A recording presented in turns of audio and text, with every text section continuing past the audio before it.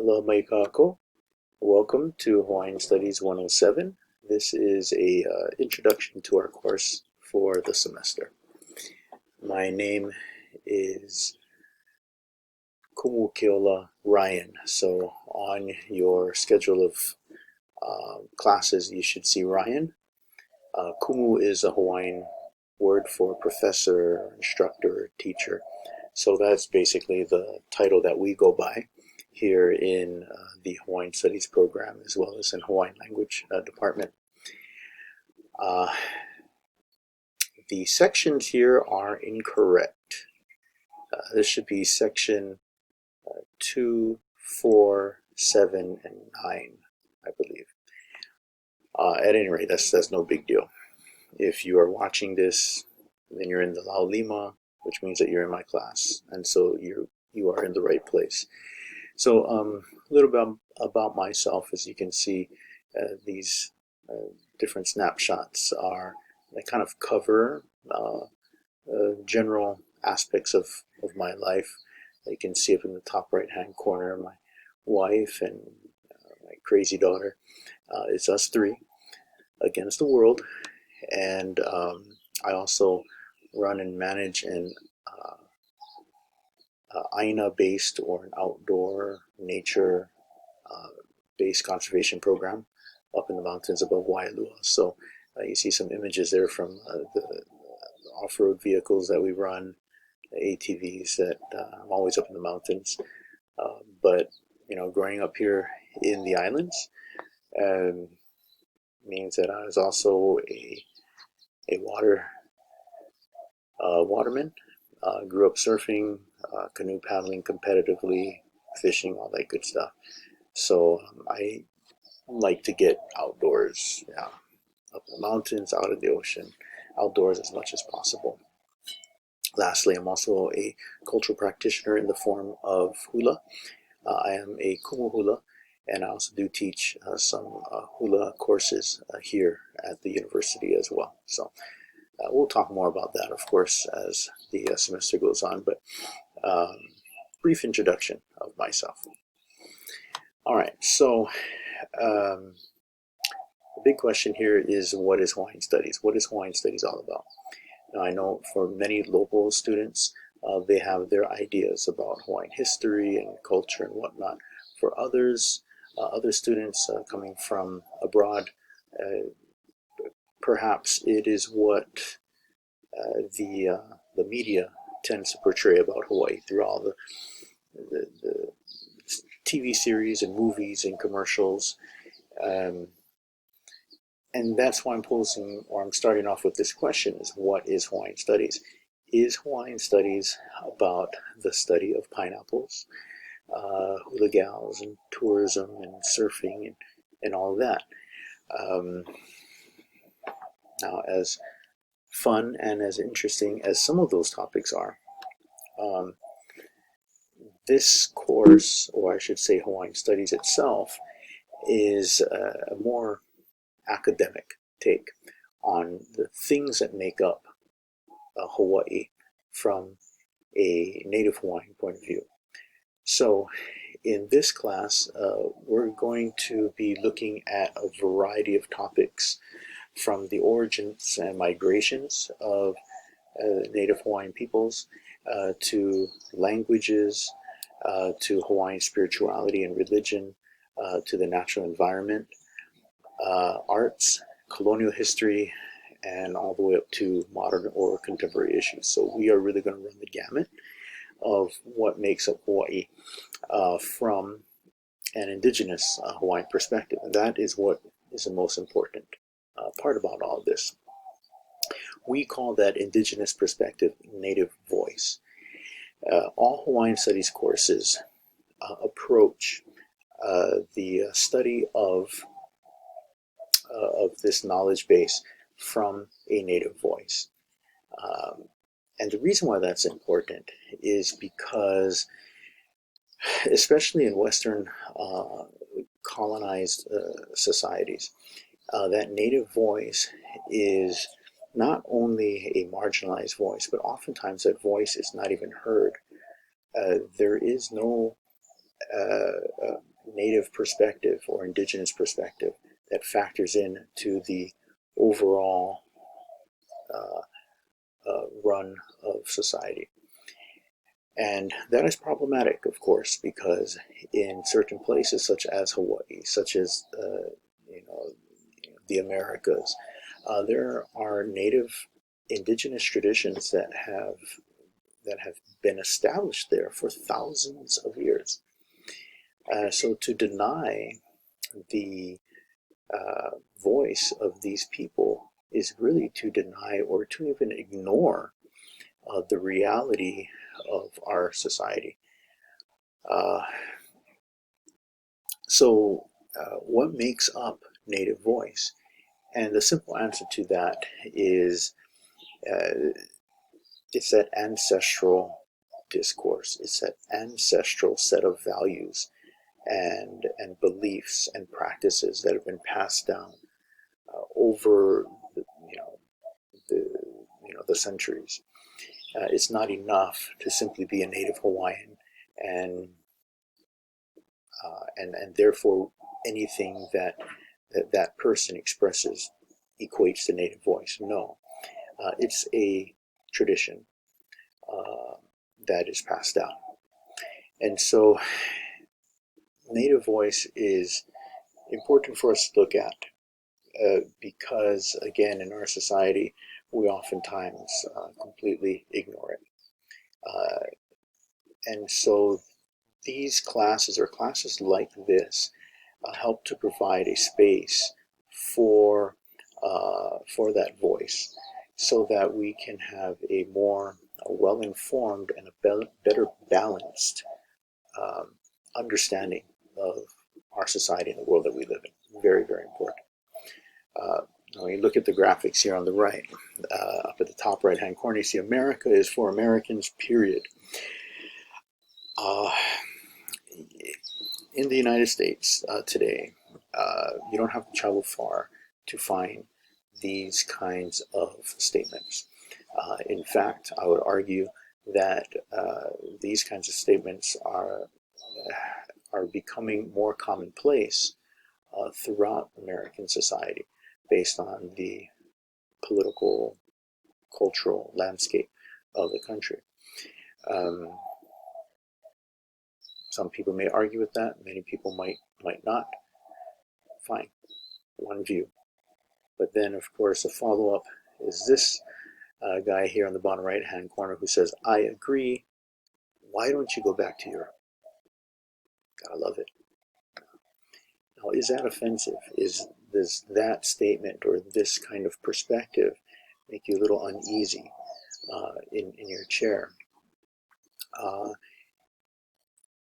if it does cause you to think differently, that is education. That's what it's all about. Kind of opening up the way that we see the world. Now, that may not be comfortable at all times, but it doesn't mean that it's wrong. It doesn't mean that it is incorrect. It's simply a different perspective. We'll talk more about that as we continue. So now that we have a better understanding of what Hawaiian Studies is about, the next question is why? Why is Hawaiian Studies so important? And there's a number of reasons. One simply is that it contributes to cultural diversity. The more the better. That's what most times we tend to say, right? With most things. The more the better. And in this case here, of course, the more diverse worldviews that we have, the more cultural perspectives that we have, then we're better off for it. We're stronger communities. Island perspectives. Hawaiian Studies also, of course, helps to share with the world values and perspectives that can be beneficial for others. Right? Just as much as we here in Hawaii can benefit uh, from other knowledge systems and perspectives. Likewise, others around the world can definitely benefit as well. So island perspectives are unique because islands are kind of like a microcosm for the planet. When you look at it from an environmental standpoint, not too long ago, the Western world tended to adopt this view that the sky's the limit, yeah, infinite amount of resources. Well, if you look at any island culture, those people there will tell you the opposite is true. We have a finite amount of resources. There are limits to what we can do, and therefore we have to um, build and maintain a society that can act in balance or in concert with uh, the natural laws of the world. Uh, those lessons today are becoming very, very important for many people around the world. So island communities can contribute in that way. That's just one example, something to think about. Another thing is, of course, that Hawaiian Studies contributes to a unique worldview, similar to cultural diversity.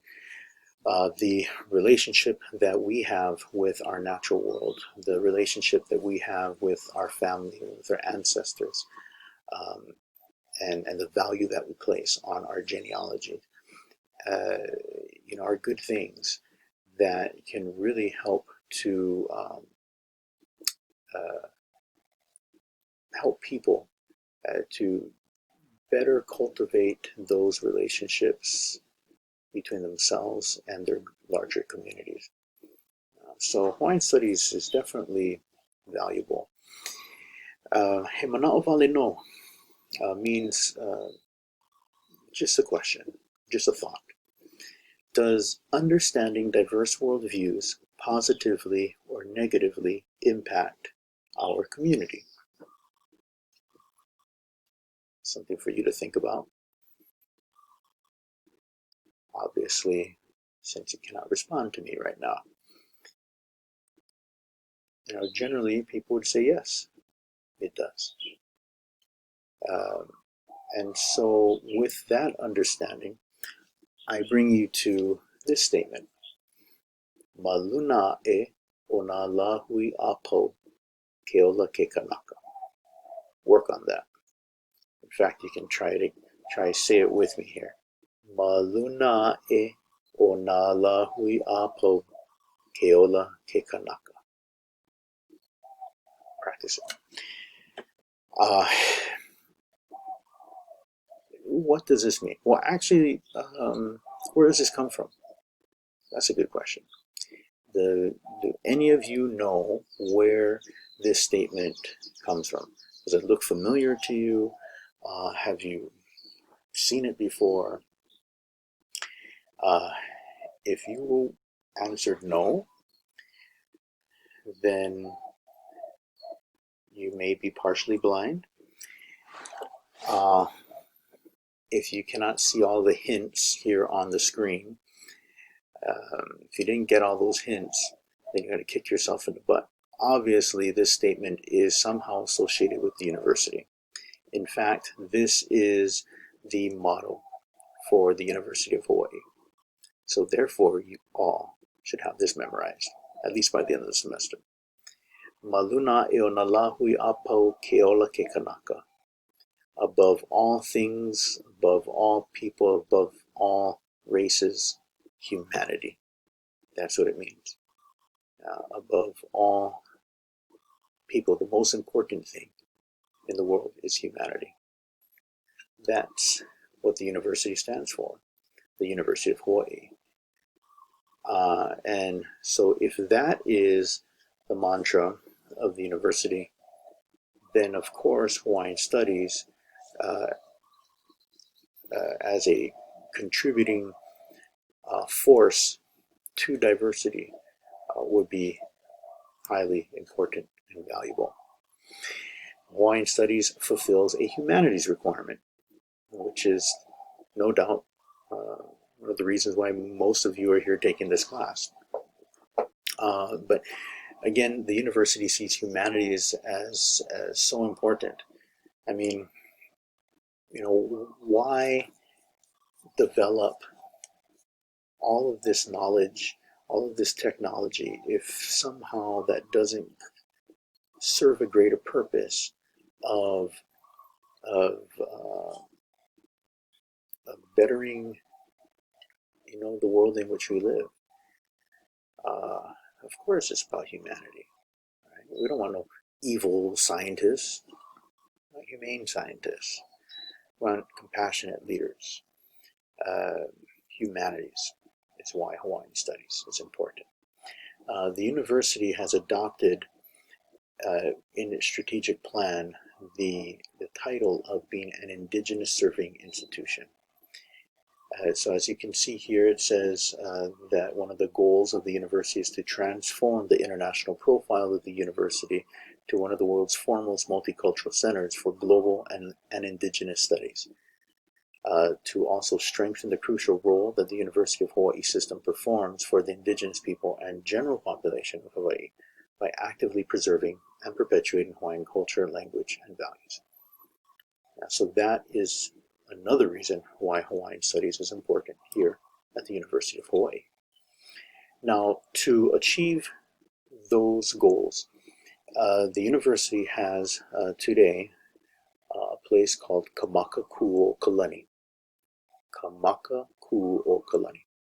which is the Center for Hawaiian Studies, and which is also the place where we would be meeting every week if it weren't for this freaking COVID virus just messing up our plans. But anyways, if you have an opportunity to swing by this place, and you can walk through it and get a better sense of it. It's a small facility, but a very historically significant one. In 1979, the very first Hawaiian Studies program was approved on campus at UH Manoa. Now, it wasn't until 1997 that Kamakakuokalani was actually completed, was built. Now, do any of you recall when the University of Hawaii was established? You can flip back to the previous slide and look on the logo there. 1907. It took 90 years, in other words, for the University of Hawaii to actually have a place for Native Hawaiian knowledge on its flagship campus in the islands. So that should provide you a little bit of insight into what it's like for Native peoples to live within a colonized world. This is our homeland. This is Hawaii. And yet, Native Hawaiian peoples and knowledge systems and cultural practices are, at the very least, secondary on the side. As you can see here on the screen, in 1986, 5% of the UH student population was Native Hawaiian. Less than 1% of UH faculty was Native Hawaiian. So there was a tremendous disparity in terms of Hawaiian representation at the Hawaii University. So we'll talk a little bit more about that in a minute. The bottom slide here simply orients you to the different places on, there at the center. I don't think it's going to serve any good talking about that. If you ever go down there on your own to check it out, then go ahead and look around, and you'll find it a very nice and inviting place. All right, so the Kamakakuokalani Center for Hawaiian Studies was completed in 1997. It wasn't until 2007 that the Hawaii Nui Akea School of Hawaiian Knowledge was created. So 100 years after the university was established, finally, we had a school for Hawaiian knowledge, and the Hawaiian Studies Center comes under that school as an academic unit. There's also the Hawaiian Language Department, which is known as Kauai Hu'elani. There is also Kanewai, which is that outdoor little terra farm that you see that's connected or attached to the side of Kamakakuokalani. And there's also Native Hawaiian Student Services. So all of these different units or departments make up the School of Hawaiian Knowledge today. And as you can see,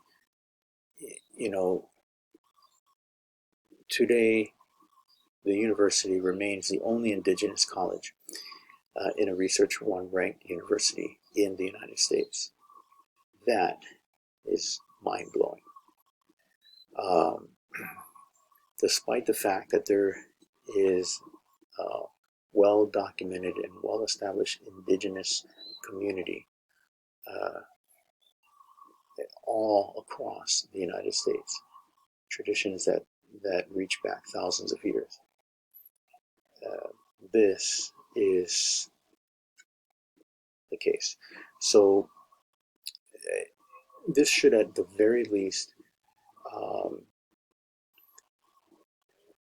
tell you that there is a great need for more education in this area. Okay, so as a result of the Hawaiian Studies program and of Hawaii Nui Akea today, the scales are starting to tip a little bit. So you can see that the student population at the university at Manoa campus is a lot more Hawaiian than it was, back in the mid-1980s. So that is good. The school has opened itself up as an indigenous serving institution, is able to attract and serve the community in which it resides more effectively. Now, the faculty diversity, on the other hand, even though when you look at the Hawaiian faculty there, the numbers have increased since the mid-1980s, this is an area that the university is still struggling with, where just over half of the teaching faculty at the university still is of one ethnic group, Caucasian. So there's definitely still work to be done. All right, so that brings us, talking about these local academic institutions, that brings us now to an international organization known as the United Nations. Now, the United Nations, as many of you folks are aware, was established after the end of World War II. And actually, the United Nations is a much older organization. In the 1800s, it began as the Family of Nations, and then when World War I broke out, all the member states basically dissolved the organization. And then after World War I, the League of Nations was founded, which is basically the same member states coming back together with the goal of preventing another world war from happening. And they failed, right? World War II broke out. So once World War II ended, then they reorganized as the United Nations in 1946. And for all of its shortcomings, right, it's not perfect, we have to appreciate the fact that we have not yet experienced World War III. So, in that regard, the United Nations has been quite successful.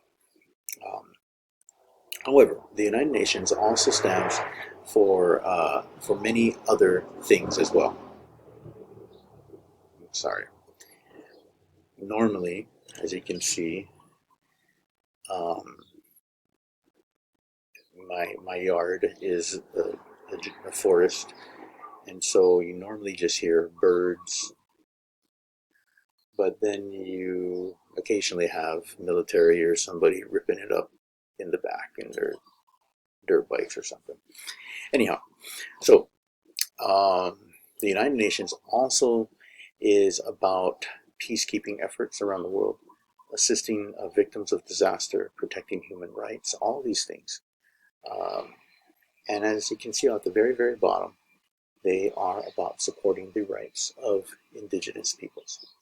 Now, why do you think the United Nations singled out this one demographic um, from the world, from the rest of the world, and said, hey, we are going to focus in on this community, right? Everything else is general, right? Eradication of poverty extends, to any community. Protection of human rights, assisting peacekeeping efforts, or in assisting in peacekeeping efforts. All these things, uh, apply generally to all peoples around the world. But then the United Nations came out and said we are specifically also going to focus on the rights of indigenous peoples. And the main reason for that is because the United Nations realized that there were about 300 million indigenous peoples around the world who basically were voiceless. Their native voices weren't being heard. The reason for that is because they're living in colonized societies in which the local governments do not represent these people, much less recognize these people. So oftentimes, when you have marginalized populations like that, then gross human rights violations can take place, genocide can take place, you name it. And so the United Nations realized that if it wanted to be successful in all of these goals that it had, eradicating poverty and promoting education and peacekeeping, it had to specifically focus on the rights of indigenous peoples. So that leads us to the UN Permanent Forum on Indigenous Issues. As you can see, it's a long time in the making, but the United Nations provided for the very first time a place where Native peoples from around the world could gather and their voices could be heard. And that is what is so significant about this. Now, a lot of people will criticize, this whole effort and criticize the United Nations, say, well, they don't really do anything, or they don't do much. They don't have, much power. You have to understand that when it comes to invisible people, one of the most important first steps is just being heard. And the United Nations has provided that space. An official international organization now has given the podium or the floor to these voiceless people. And now these people can start airing out all the dirty laundry, can start talking about all of the abuses and human rights violations that they've been subjected to over the years. And not only that, but the United Nations provides a record-keeping program. So every year that this permanent forum convenes, these Native peoples keep coming back, and they are recording all of the wrongdoings that they are suffering from, and it's being recorded. And what happens from there is that we can start to establish historical patterns of mistreatment. And then hopefully from there, we can develop policies and actionable items that will allow us to start to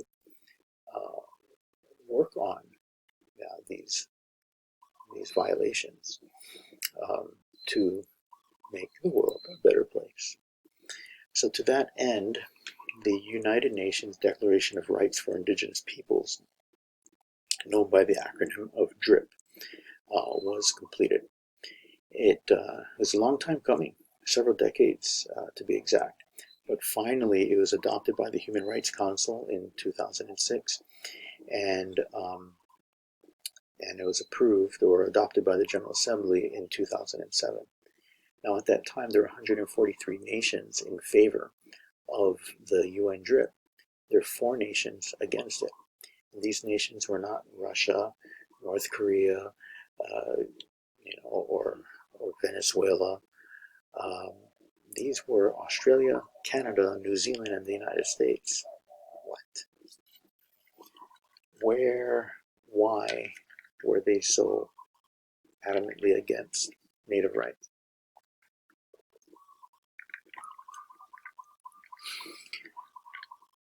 The answer is complicated, but really, when you get down to the bottom of it, it's quite simple. All of these countries they represent settler colonialism. They are settler governments that are established off the backs of indigenous peoples and places. These governments do not represent the native people. They didn't come from the indigenous peoples of those places. These are all settler governments. And so this idea that by somehow recognizing the rights of the indigenous members of their community, then that would somehow undermine the validity of their own, government. That influenced these countries to not support the the DRIP when it came out in 2007. Now, thankfully, in 2008 in the United States, we had a new president come into power, and he's from this island of Oahu. I'm not going to mention the high school that he graduated from, but do your research. But he's from Hawaii. It's a brother. And he decided to reverse the United States position on this and adopt the UN DRIP. Yes. However, since President Obama's time, we've had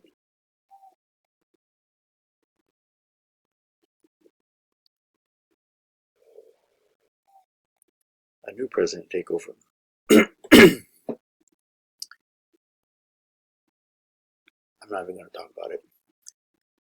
So this is constantly an issue that we are having to deal with today, is getting people on board with being responsible. Being responsible. That's all it comes down to.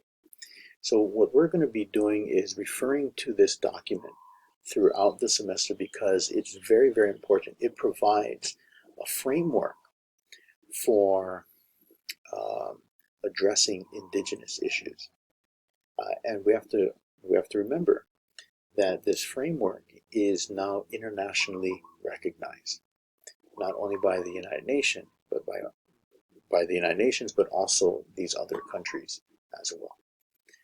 So it's a very, very important document. Now you're going to read it on your own throughout the semester. It's organized by articles, and the different articles kind of touch upon different topics or aspects of these indigenous rights. And so I'm going to assign them as they pertain to whatever topic we are covering for that week. So it's very, very short reading.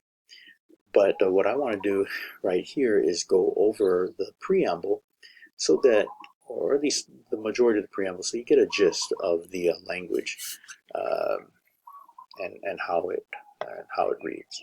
So follow along with me, please. Affirming that indigenous peoples are equal to all other peoples, while recognizing the right of all peoples to be different, to consider themselves different, and to be respected as such. Affirming also that all peoples contribute to the diversity and richness of civilizations and cultures, which constitute the common heritage of humankind. Opening statement of this UN document. Now, one thing that really kind of jumps out here is that in this statement it says that indigenous peoples are equal to all other peoples, and that everyone has a right to be different. And the reason why that jumps out is, did I really need a statement like this that went through decades worth of back and forth at an international level to know that this is true?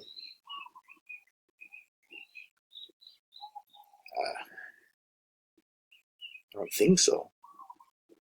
Isn't it common sense, right? Indigenous peoples are equal to all other peoples. But why did they put it in here? Because sadly, even though this is simple for us to understand, even though this is common sense, it's not commonly practiced around the globe. So again, this helps to clue us in to that fact that indigenous peoples have been suffering within our modern society. These people have the right to be different, and it's all right to be different. Now, that stuff is like freaking, elementary school. But sadly, the United Nations found a need to repeat it here. It continues by saying, affirming further that all doctrines, policies, and practices based on or advocating superiority of peoples or individuals on the basis of national origin or racial, religious, ethnic, or cultural differences are racist, scientifically false, legally valid, or legally invalid, morally condemnable, and socially unjust. Reaffirming that indigenous peoples, in the exercise of their rights, should be free from discrimination of any kind. Okay, so what's fascinating here is that the preamble comes out swinging at one of the biggest problems that we are facing today: racism. Yeah, this belief that some people are superior to others. And this document does its part to call out racism for what it is, and to basically say it's invalid, it's scientifically false, legally invalid, morally condemnable, socially unjust. In other words, there's no place for racism in our society. Now, this document came out in 2007. Holy crap. That's 13 years ago. The world today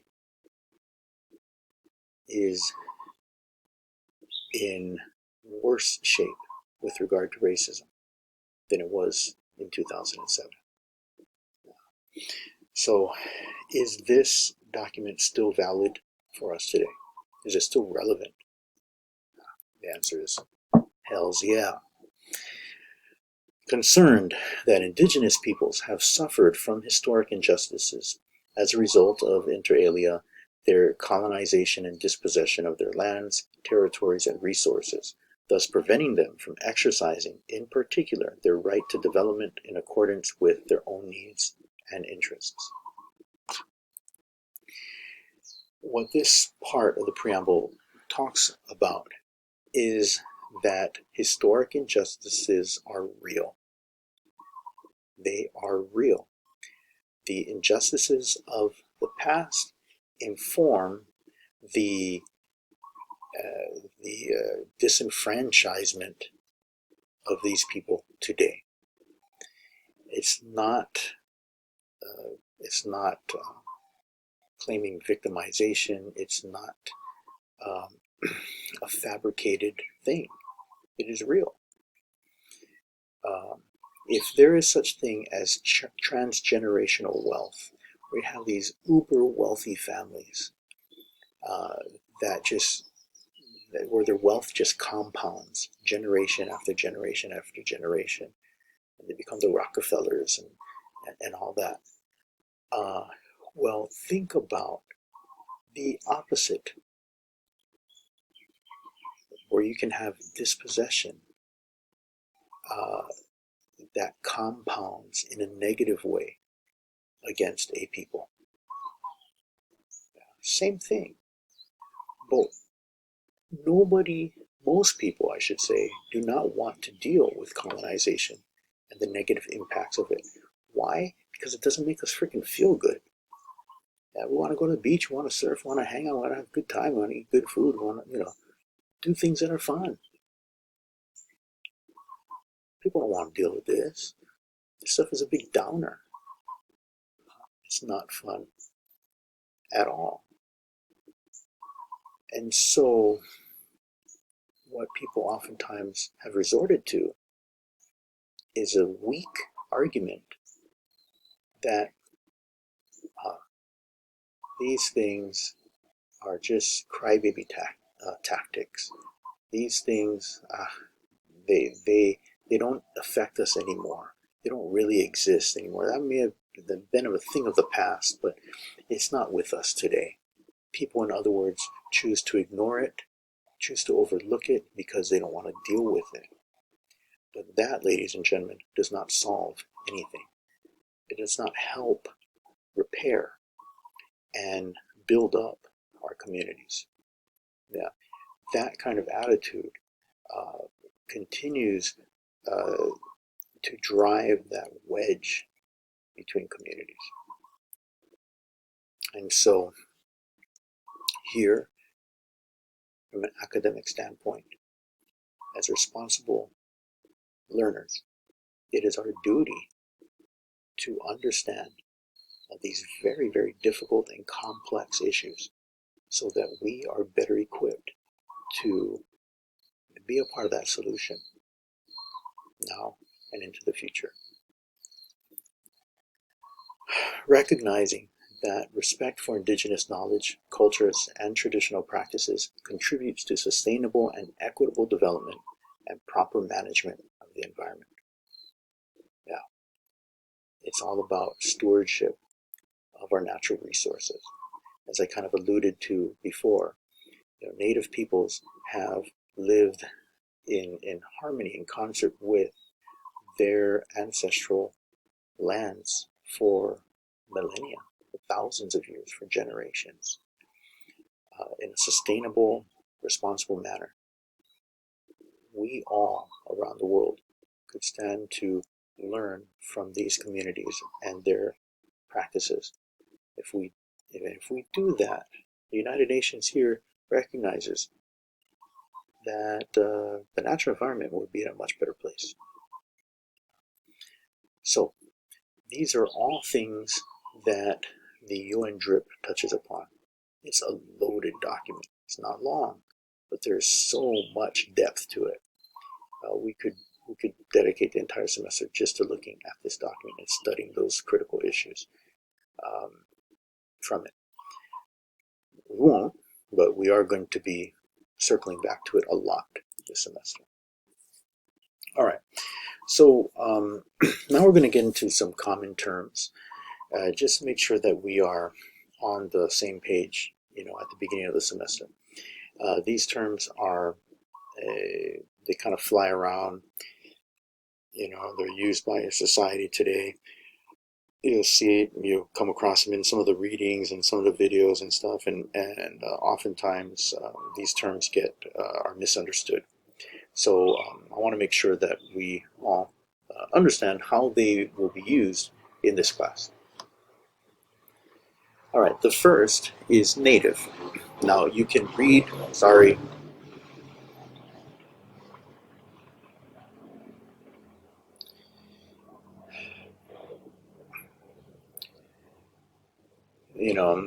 muffler is not too expensive, but whatever. Native is belonging to a particular place by birth, you know, living or growing naturally in a region. So basically, if you are born in a certain place, then you are native to that place. Yeah, if you're born in Hawaii, then you are native to Hawaii. If you're born in Japan, you're native to Japan. Um, if you're born in the U.S., then you're native to the U.S. or to America. Does that make you, however, Native American? Does being born here in Hawaii automatically make you Native Hawaiian? No. That sense of the word is more aligned with indigenous or aboriginal. Indigenous peoples are people, communities, and nations who claim a historical continuity and cultural affinity with societies endemic to their original territories that developed prior to exposure to the larger connected civilization associated with Western culture. This is kind of the working definition from the United Nations. In other words, oftentimes people will say that indigenous peoples are the first people in a place. Generally, that makes sense. However, the United Nations says that their definition is that indigenous peoples are people that were in a place prior to uh, Western cultural expansion. So when you're looking at Hawaii, then the indigenous or aboriginal or native peoples would be the Hawaiian culture, the Hawaiian people that that were here in these islands at the time of Captain Cook's arrival in 1778. We'll talk more about that guy later. Okay. Here's a couple or several Hawaiian terms that all refer to indigenous, aboriginal, etc. Kanaka Maoli is probably one of the more common Hawaiian terms that you will hear being used for Native Hawaiian. Kama'aina is also a traditional term referring to Native Hawaiian. Today, it's kind of been more used to refer to a local person or someone who is born here. So in the sense of native born, yeah, Kama'aina. But literally, as you can see, it means child of the land. So, yeah, another word for Native Hawaiian. Oiwi literally means of the bones.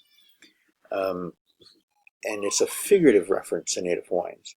In Hawaiian culture, we believe that the bones are the very essence of a person.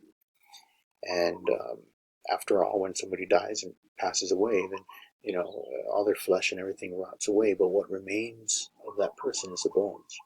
And so we cherish those bones. We take them, we clean them, we hide them up, because that is again the very essence of that person. So we are people of the bones. The last one is kupa. Yeah, oftentimes you'll hear this, if you hear it ever, as kupa aina.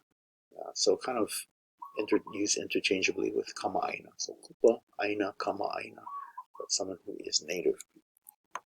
Ooh, dum dum dum. The H word. Haole. There's another good Hawaiian word to throw out at the beginning of the semester. So I want you to say it. Haole. Now, when you look at this word, the reason why I'm going over it at the beginning of the semester is, again, so that we're all on the same page. Some people get offended, with this word, and it's understandable as to why. But you have to understand that this word does pop up in readings as well as in videos this semester, and so I don't want people to be automatically offended by the sound of this word. I want people to understand how this word is used. So first of all, please note that the word haole is a traditional Hawaiian word. It's not a racial slur that was created out of hatred for a particular race or ethnic group. Haole, as you can see by the definition on the screen, is someone who is white, Caucasian, or any foreigner. So anyone who is not Kama'aina, anyone who is not Kanaka Uivi or Kanaka Maoli, would be considered haole. And it appears that way. It's used that way in ancient chants, in ancient mo'olelo or stories or ka'au legends. That's what the word haole is. Now, the very first foreigners to the Hawaiian Islands in modern times, of course, was Captain Cook, British, white foreigners. And so that's why haole became synonymous with Caucasian. So it's not automatically or inherently a bad word.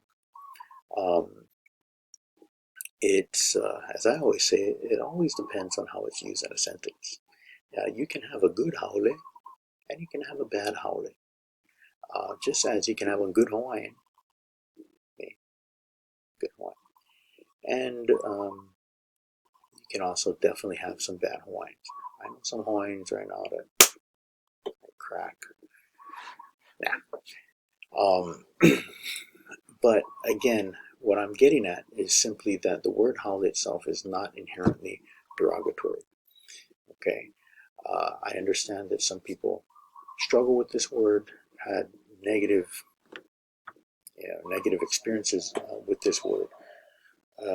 But please try to understand from a Native Hawaiian point of view, from a Hawaiian studies point of view, what this word is. Many of us people, brownies and blackies and others, we have difficulty all the time.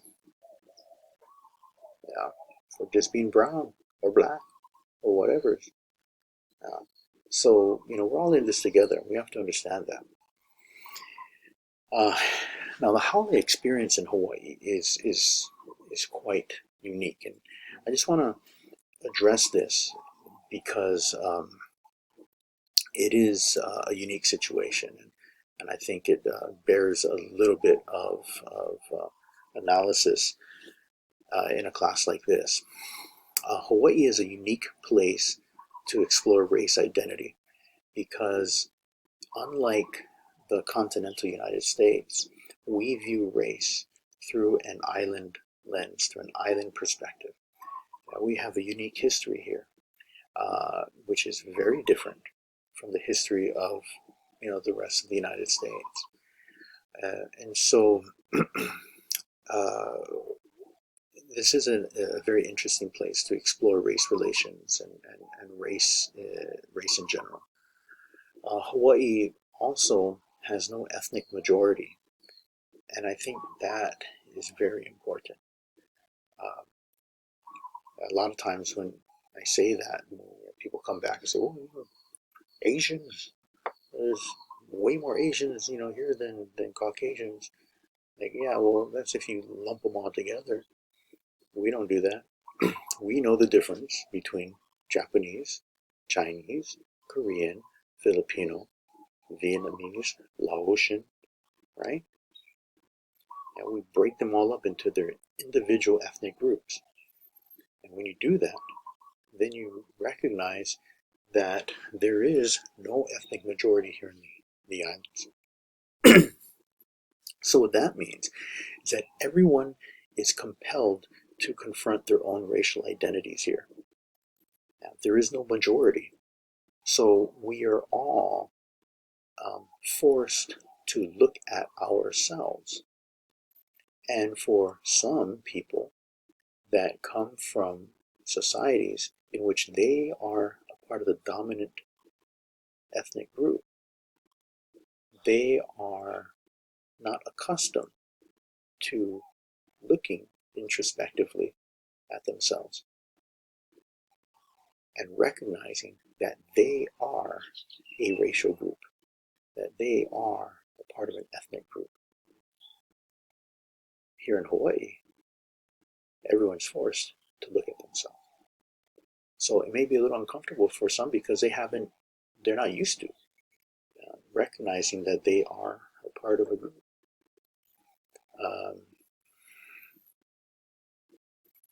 We say people of color. It's a nice PC, politically correct term that we use to oftentimes speak of non-white people. But I want to remind you that white is a color too. But you see what happens here is that when we say people of color, it's a very easy and convenient way to refer to all of them without including yourself or oneself into that discourse. When in fact, here in Hawaii, people of color is everyone. So it's different. It's unique. What you think about that? Let it marinate a little. It's not necessarily a bad thing to talk about race.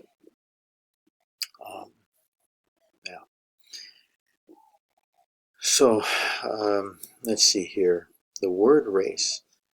Some people will say, "Ooh," they'll kind of sink back in their chairs about that. But race in and of itself is not necessarily a bad word. As you can see here, race is one way to categorize or group people together based on their physical traits or characteristics. Okay.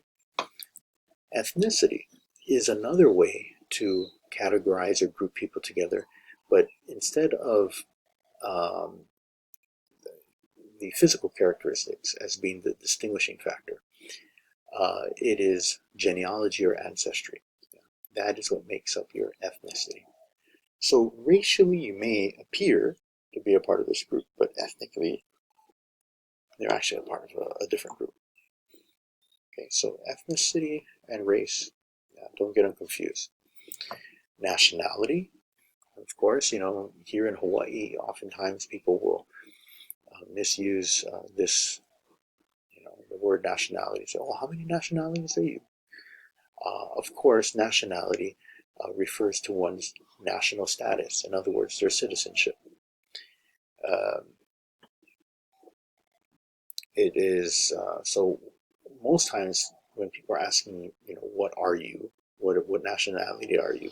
They're referring to your ethnicity, your ethnic makeup, right? Not your citizenship. And so these three terms are all used to kind of group people together, but we have to know what they mean. Ooh, here's another term. Racism. What? Good or bad? What you think?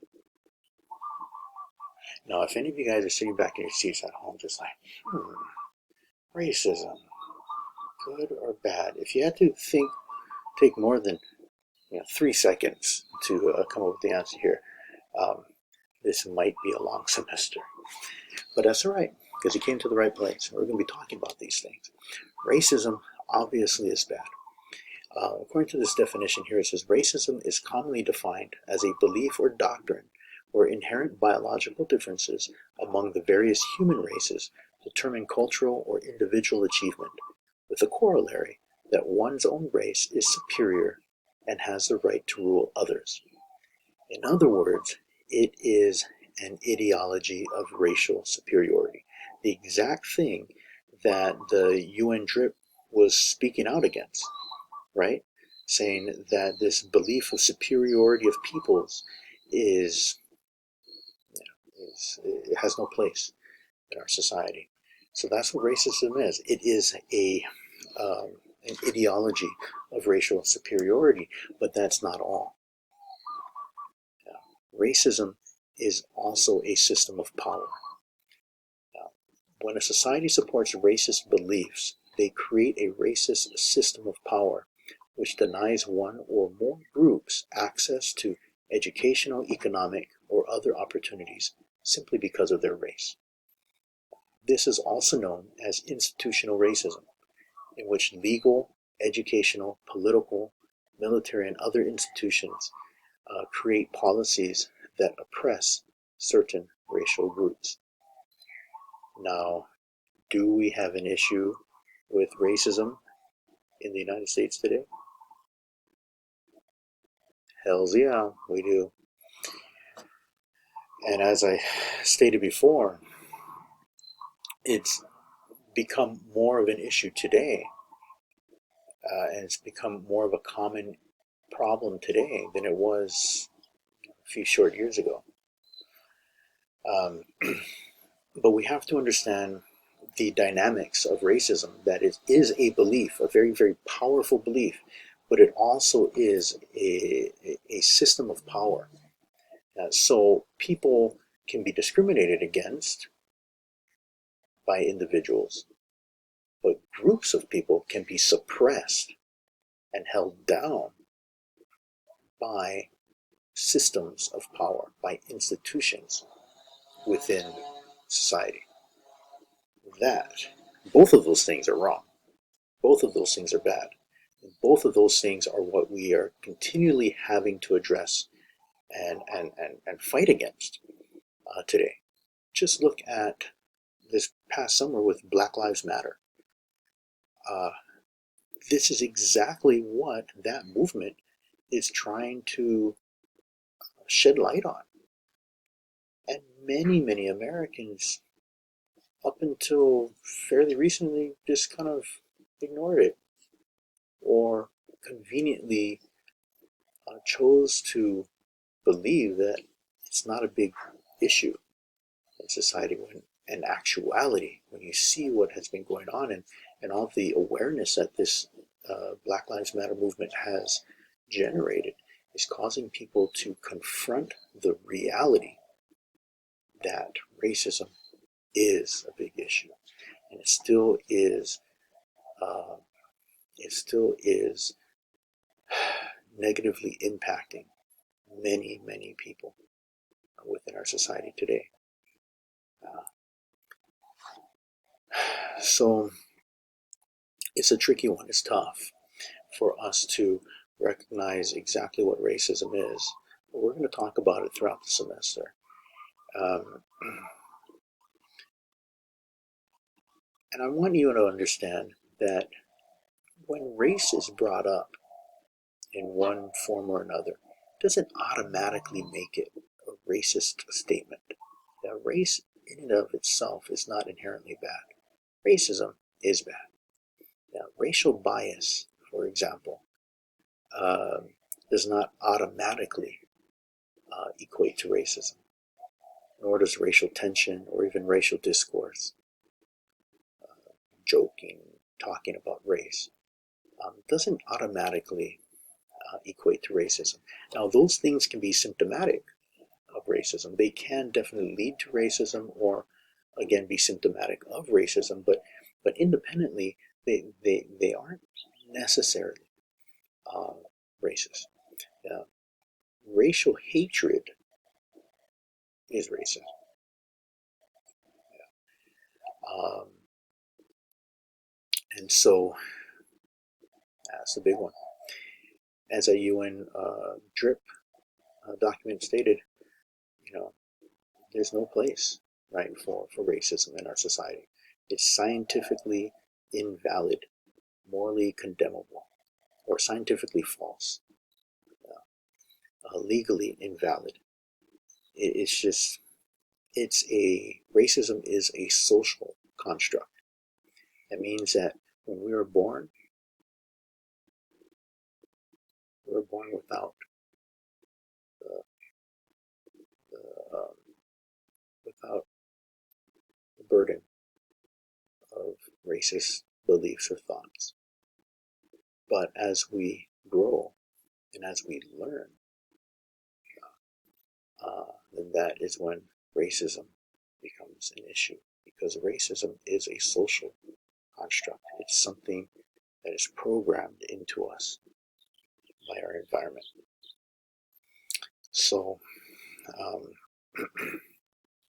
if we can learn it, then we can unlearn it. That's why education is important. The goal, ladies and gentlemen, is reconciliation.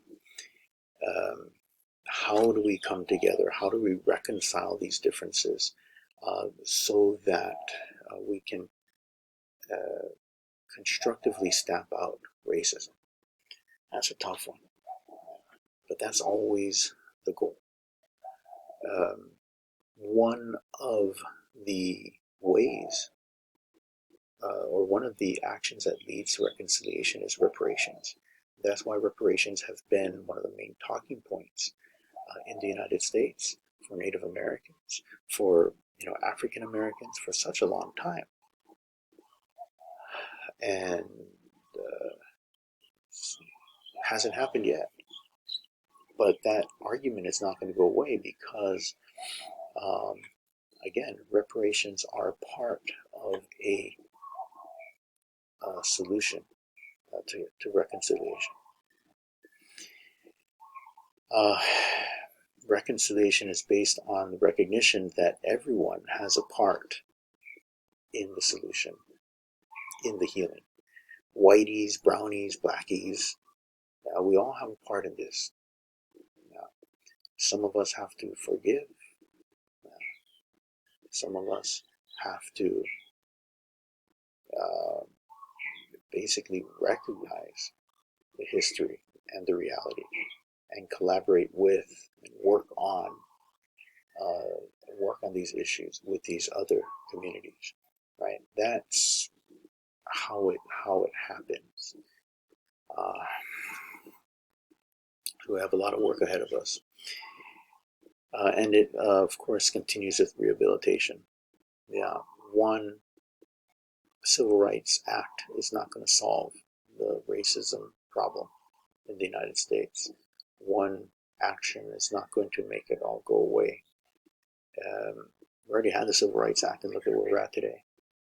Racial divide in the United States is just as bad as it's ever been. And so we cannot just, do one thing and then just kind of hope that it just magically disappears over time. No, we need to work at it. We need to work at it every day as a society. If we are to expect to be successful in stamping out racism. So it's pretty crazy stuff. But that is a introduction to the semester to Hawaiian Studies. It's going to be kind of a crazy ride at times. We'll be dealing with sensitive issues and deep, heartfelt topics.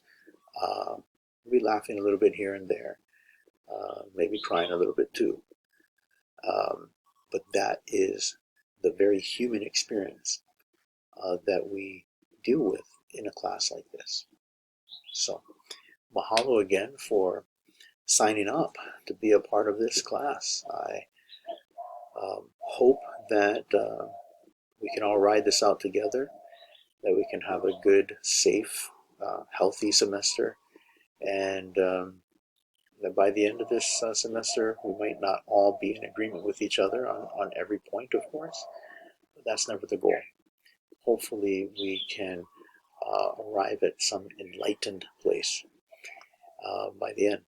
So, mahalo again, and I will talk to you soon. Aloha.